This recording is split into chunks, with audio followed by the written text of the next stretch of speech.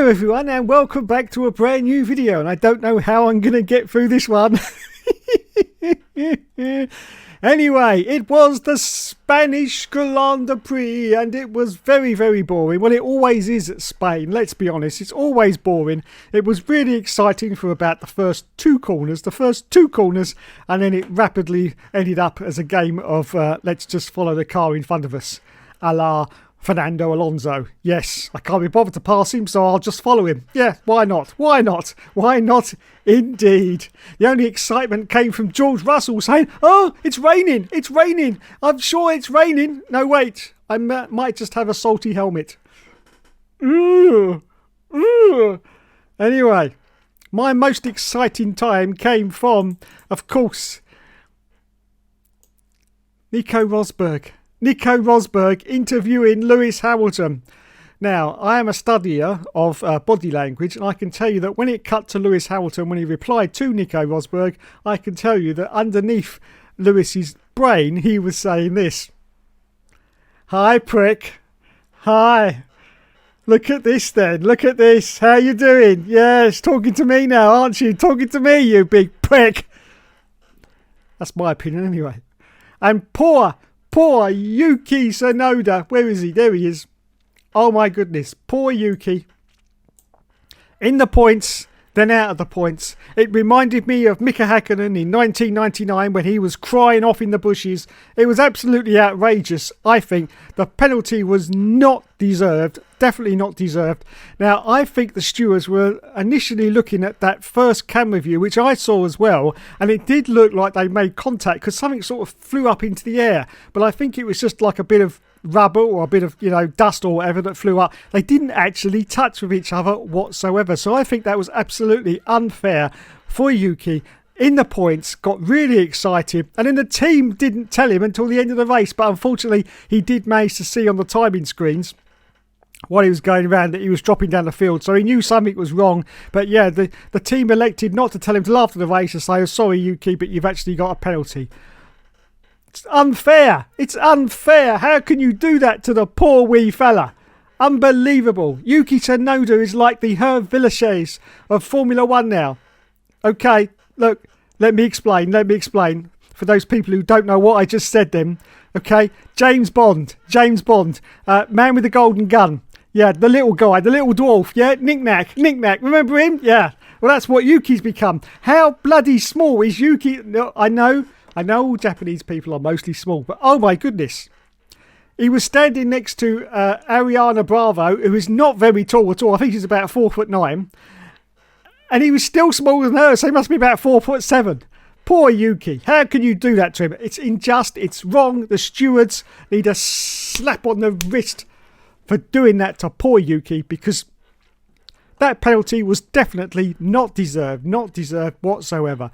So, yeah, I'm just outraged, absolutely outraged for the poor fella. I really am. And look at him. Look at his little face. Look, he's got and he's I think that's his the bloke that talks to him over the radio. I think that's him anyway. And look, he's holding his hand and saying, look, it's all right, Yuki, it's all right, mate. And I just think it's unjust. That was a penalty that was not deserved. FIA, once again, fucking up the show just for entertainment purposes. They probably did that on purpose because they knew Yuki would be upset. He knew he'd be crying in the bushes afterwards. So I think, yeah, let's do it. Because the race was absolutely boring. We've got to liven it up somehow. Once again, falsely narrative a race to try and make it more exciting. Well done, FIA. Well done indeed. So that was basically the Spanish Grand Prix in a nutshell.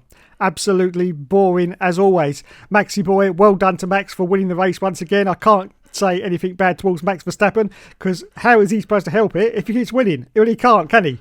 So well done to Max, finishing I think 23 seconds ahead of the next car, which of course was Lewis Hamilton, everyone. Lewis Hamilton in second place. Oh my goodness.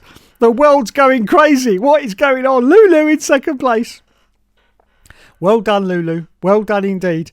But yeah, Max crossed the line about 20 seconds ahead. Now, he did well. He did get those 3 warnings and in fact a flag for track infringements. But then he thought, no, fuck that. I'm going to go for fastest lap. Even though his team man said to him, no, look, you've got warnings. Just calm down now. I do love that bloke over the radio. I can't remember what his name is, but he's the perfect foil for Max, because he is not afraid to stand up to him and to tell him to shut the fuck up and stop doing what you're doing. But he still went and did the fastest lap, because that's Max Verstappen for you. But well done to everyone involved. And that was the Spanish Grand Prix. Okay, so now it's time for my favourite bit. Yes, WTF1 has got another presenter on their podcast, and this time it's Antonia Rankin. Well, while you're all ranking over Antonia, I will give my own score, and I will give her 2 out of 10. Yes, only 2, because unfortunately she is a blonde, which automatically defaults her to dumb as a horse. Yes, dumb as a horse from Antonia. Let's go to her Twitter now and see what's going on there. So let's have a look and see what Antonia's doing on her Twitter. Let's have a look. There you go, Antonia Rankin. I can't get past that name. Motorsports content creator, podcaster and presenter. I'm better at TikTok than at Twitter. Oh dear. Oh dear. Now, she's either posted a tweet or she's made a video about F1, women in racing in F1, and she's asked for replies, and there's lots of men calling out women in motorsport there, and she decided to name and shame them, which is great to see. Great to see, Antonia. Great you did.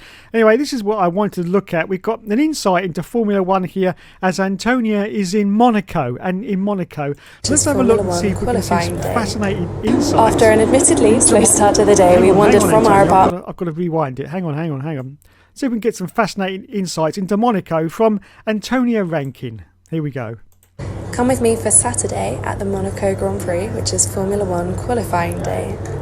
After an admittedly slow start to the day, we wandered from our apartment down towards the marina. Here's me doing a little outfit check. There's lots of stairs in Monaco, but the city is beautiful and the weather really did show up for us. Where we were watching from was nicely parked away behind Hermitage Hotel, where there were some beautiful cars parked outside. And where we watched from, you could see the whole marina and the whole paddock. It was beautiful. We watched practice 3 with all of the drivers going straight past the balcony. Gosh, they go so quickly up here. Oh gosh, they go so quickly, don't they? Oh my God, she's so posh. So bloody posh. Wowzers, I know. I bet she's never been outside of Chelsea. I bet she's never been outside of Chelsea with her Prada handbag and her Gucci shoes. Oh my God, Antonia. Oh my God, let's continue. Makes your stomach absolutely drop. We then had some drinks and some food to keep us going, because it's quite a long day and they were very much needed. And then we watched the very end of P3 before the Formula 2 sprint race, and I'm going to turn up the volume for the end bit because the sound of these cars is unmatched.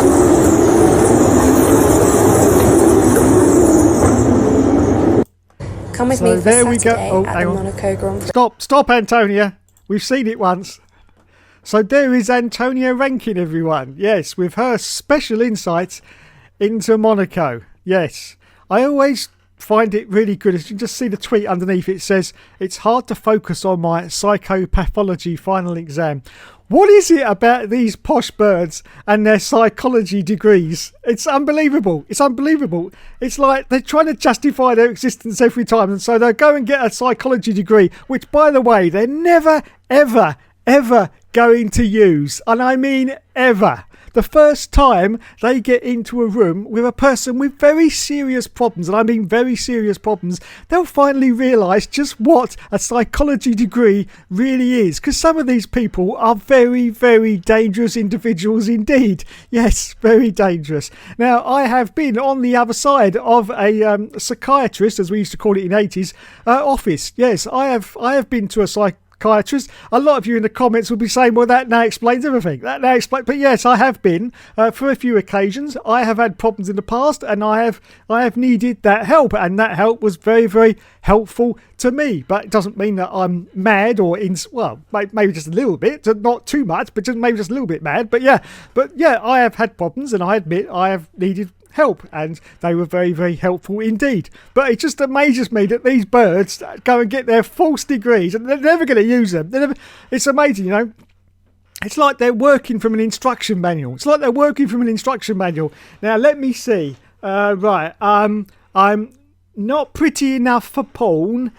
So what have I got left? Well, I've got fashion. I could do fashion, or I could do social media and have loads and loads of simps following me, age range about 12 to 15-year-old boys. Oh, I think I'll go and do that. And when they go and complain about stuff that I'm doing, I'll then call them out, and everyone else will be going, oh, we're so sorry for you. We're so sorry for you that you have to put up with that. Oh, it's absolutely outrageous. Fantastic. So there you go, everyone. Go check her out. Antonia Rankin. I've probably given her 5 more views and 5 more subscribers now. So it's amazing. Absolutely amazing. Let's have a look at her link tree. Here's her link tree. Oh, my God. She's got an agent already. She's got an agent, everyone. She's got an agent. Yes. Wait, how many followers has she got? 3,300, and she's got an agent. That's great. I love it. Let's go to her YouTube, because as I am a YouTuber, it's only fair that I really shouldn't, be taking the mickey out of her just on here. I should go to her YouTube. So let's go to her YouTube. Here we go. She's got 57 subscribers. Oh my God. With that in mind, I must be the new Jimmy Broadbent. She's got 50. Now let's read the write-up. It says, "Hi, I am Antonia, an F1 influencer, podcaster, presenter, and self-professed Antonia, I think you may want to alter your description. Possibly, just a tiny bit."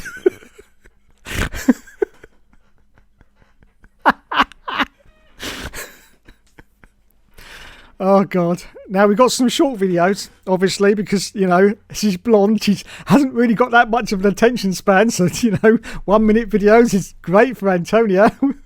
The rest of the time, she can swat up for her psychology degree. Yes, her psychology degree. Let's have a look and see what what we got. DRS. Great to see women. Oh, do you wear an outfit? Oh, I don't know. Which one? Let's just go for this one here. Here we go. Can't wait for this. Controversial, yes, but an interesting idea. If we disable DRS for the front 5 cars in an F1 race, would that make races closer and more interesting? Let's talk about it. First of all, it's important to note that DRS doesn't proportionately affect everyone. In a car like Red Bull, DRS is really, really effective. It really suits their setup, especially. She said proportionally. Oh my goodness. She must have got that off Google first, because she is dumb. She's blonde, don't forget. Especially compared to Ferrari, who just aren't as fast in a straight line. Which could mean that if we then take DRS away, whilst Red Bull's DRS is very effective for them, it could just exacerbate the existing. What's she talking about, lads? What? I've no idea. I've lost the plot. What's she talking about? Exacerbate what? I don't know. Pace difference between them and their opponents. DRS, however, can also be used to close gaps between drivers, because you don't just get it when you're near the car in front, but you also get it when you're overtaking lapped cars. Therefore, in theory, taking it away could do more harm than good. Removing DRS for only the first 5 cars would also add a huge strategy element to the race, where drivers might want to stay in P6 until the end of the race and then make a lunge for P5. In my opinion, it would take out a lot of the racecraft. Nah, that's it. I'm done. That's it. Thank you, everyone. I'm out of here. Bye-bye. Bye-bye. So there you go, everyone. That's Antonia Rankin. You may be ranking over Antonia right now. Let me know in the comments. What do you think of WTF1's latest attempt to try and draw in the younger audience? The younger ones. Those ones. Oh God. Now, dare I go onto her TikTok? Now, I haven't got TikTok, and I refuse to get TikTok. But let's see. It might not even let me in because I haven't got TikTok. Oh, here she goes. Oh, she's got 65k followers, lads, on TikTok, which, as she said, she's better at than Twitter. So this must be her main sort of preserve, her main nature preserve, as we like to call it. This is her zoo. This is her viewing window to the world. So let's have a look and see what we've got. She's got What's this? Oh my goodness. Tech explained? No, surely we can't have a blonde woman explaining technical stuff. I've got to look at this, lads. Wait a minute. What's this? Oh, I don't know what. It's just text. I was going to say. Whew. So what have we got then? F1 content creator. Let's have a look then. Let's have a look. I used to rule the world. Seas had rise when I gave the word. Now in the morning I sleep alone. Sweep the streets I used to own.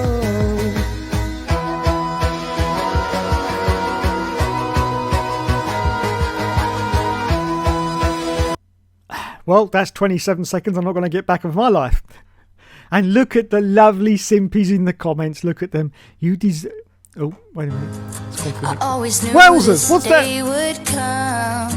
Yeah. Anyway, let's follow Antonia. That was great. That bit. Yeah. Oh, it's because I keep doing the mouse button. That's why it keeps going. Always knew this day would Yeah. That's probably my new favourite video now. Yeah. Let's go back up to... Right, that's what I'll look at. Look. Surfing Newty says, "You deserve every minute. I loved seeing you in Monaco, Antonia. I loved it. I love you. I love you, Antonia." Formula One fan says, so proud of you. You deserve it. Simpy, simpy, simpy, simpy, simpy. Carl Newman says, "It looks like you have made it and made your dreams a reality. Simpy, simpy, simpy, simpy, simpy." So there you go. Fantastic. This is just brilliant. This is just brilliant. You know, I would follow Antonia, but I haven't got TikTok, so I can't. I really can't. But I think as I'm making a video pretty much about her, I should try and do something about that. What about her YouTube? Where's her YouTube? Shall I follow her YouTube or something? I don't know. Let's have a look and yeah, let's subscribe. Are women physically strong enough to drive an F1 car? 90% there of the time, we've subscribed no. to But here's why that's Antonia not an Rankin. excuse for us not There to may be be a seeing lot women more in boys F1. who will be Unfortunately, ranking it's Antonia not in quite the as future simple as as well. women So just they'll hopping in the probably just gym put and then it in. hopping into Look at an the way F1 she car flies. I ready love the to way go she because flicks they're her hair. stronger. Look, In fact, yes. there's so many Come on, physical boys. Look at barriers me. Look at to me. women Look being at able me. to Look drive at even me. Formula Look at 3 me. and Look 2 at me. cars. Look at me. Oh God. Anyway.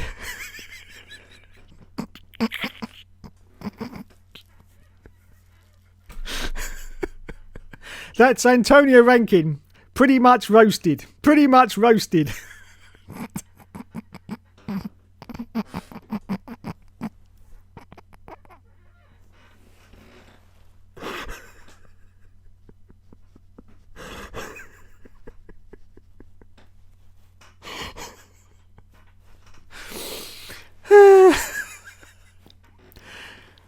Thanks so much for watching, everyone.